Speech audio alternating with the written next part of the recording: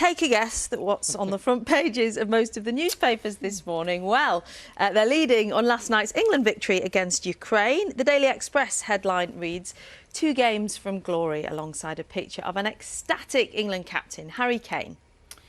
Into the Times, England in dreamland is the front page headline in the Sunday Times today. Pictures of the 3 goal scorers from last night's match. Also featured is 18-year-old Emma Raducanu. Don't forget her, the youngest British woman to reach the last 16 of Wimbledon since 1968. A fantastic fairy tale story developing there. Absolutely, a wild card as well. Several of Sunday's front pages also look ahead to the next and final stage of lockdown measures easing in England. According to the Sunday Telegraph, Boris Johnson has approved plans to end the mandatory wearing of masks from the 19th of July.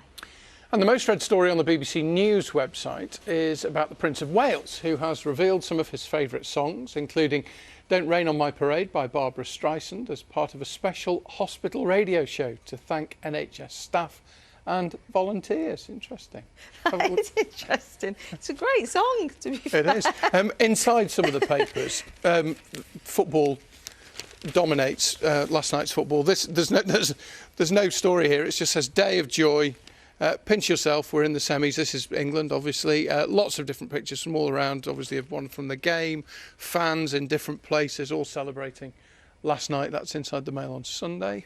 Lots of the sports pages, of course, talking about this. Graham Souness in the Times today, talking about, and Rio Ferdinand said this last night, actually, that we haven't even seen the best of them. There's still a lot more in the tank at the moment. They were playing with a handbrake on, he says, yesterday, but they will have to meet Denmark head on, because they will play a bit more of a physical game. I am sure Gavin will be looking at that in a bit more detail in the sport coming up. Lots of supporters will have watched last night's game with their replica shirt on.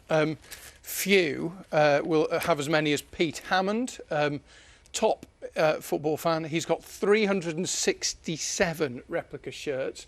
His wife is threatening to make him move into the garage to accommodate them all. There's a picture of him there at the top.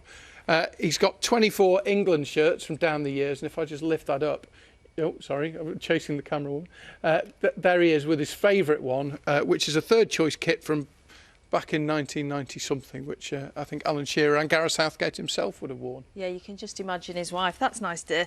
Moving away slightly from the football, because this tickled me this morning. When you get a takeaway, Roger, what do you favour? Pizza, probably. What sort, specifically? Anything with a bit of ham, maybe pepperoni. OK. Yeah.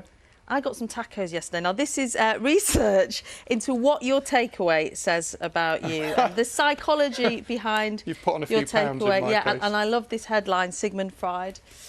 So, if you like a chicken jalfrezi, as Susan, our floor manager, does, you are hot and spicy, a risk taker. That's Susan. And a thrill seeker. That is her entirely. A pepperoni pizza.